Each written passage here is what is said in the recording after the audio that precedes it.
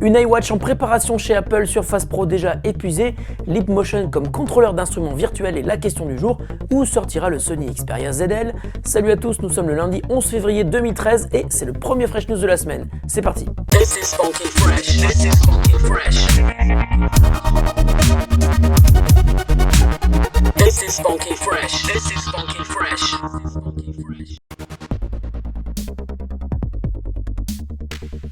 Impossible de parler de futurs produits Apple sans y accoler le mot de rumeur. Celle qui refait surface aujourd'hui est la iWatch. Selon le New York Times et le Wall Street Journal, 2 employés de Apple auraient livré des informations sur le projet d'une montre intelligente qui serait en test dans les labos de Cupertino.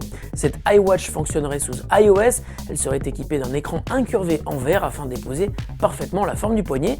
N'ayant jamais expérimenté ce terrain auparavant, Apple nous avait cependant fait rêver d'une montre à la James Bond avec l'iPod Nano 6ème génération, qui avec une forme carrée avait donné naissance à d'innombrables accessoires, la transformant en montre de poignet. Depuis, plusieurs montres intelligentes ont été commercialisées, comme la Pebble Watch, mais si Apple se lançait sur ce créneau, ce serait une nouvelle fois l'occasion de révolutionner un secteur un peu endormi, et bien entendu, une raison de plus pour étendre un peu plus son écosystème propriétaire. Nous verrons bien en temps et en heure.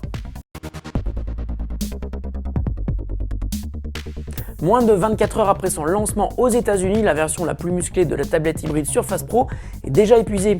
Vendue au prix d'un ultra portable et avec la possibilité d'être utilisée aussi bien comme un portable que comme une tablette, Surface Pro n'est donc plus disponible dans sa version 128 Go. Même à 999 $, elle semble avoir trouvé son public grâce à un design plutôt atypique et sa versatilité. Mais une question reste en suspens, combien de Surface Pro ont été réellement vendus? En effet, si les stocks sont épuisés, l'histoire ne dit pas quelles sont les quantités de tablettes qui ont été mises en place pour ce lancement.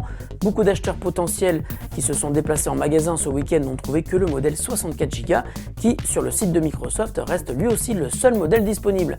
Alors, est-ce que Microsoft a sous-estimé les ventes de Surface Pro ou la firme de Redmond a-t-elle intentionnellement souhaité créer une pénurie pour rendre son produit encore plus désirable? On peut se poser la question.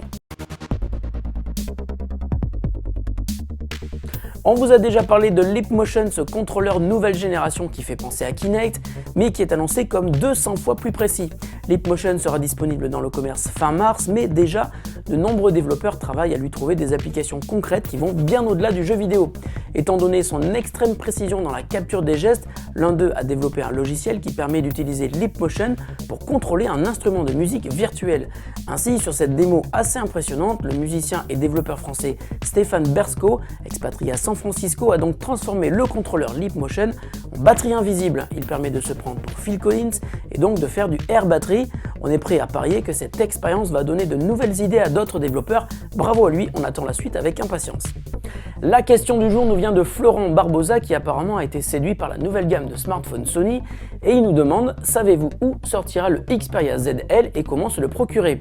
En effet, le Xperia ZL reprend pas mal de caractéristiques du Xperia Z mais dans un habillage moins haut de gamme et vendu ainsi à un prix bien inférieur. Malgré tout, Sony a confirmé que ce modèle ne sortirait jamais en France et comme le Xperia TX, déclinaison du Xperia T, il est destiné aux pays émergents comme l'Inde et la Chine. Chez nous, Sony préfère concentrer ses efforts sur le modèle Xperia Z, smartphone haut de gamme, tout de verre vêtu. Florent, sache également que si tu souhaites tout de même l'acheter à l'étranger, il risque de ne pas être couvert par la garantie et que tu risques de payer des frais de douane qui, au bout du compte, risquent de l'amener au même prix que si tu avais acheté le Xperia Z en France. Réfléchis bien. Fresh News, c'est fini pour aujourd'hui, on se retrouve demain pour de nouvelles actus de la planète high-tech. Salut à tous et bon début de semaine.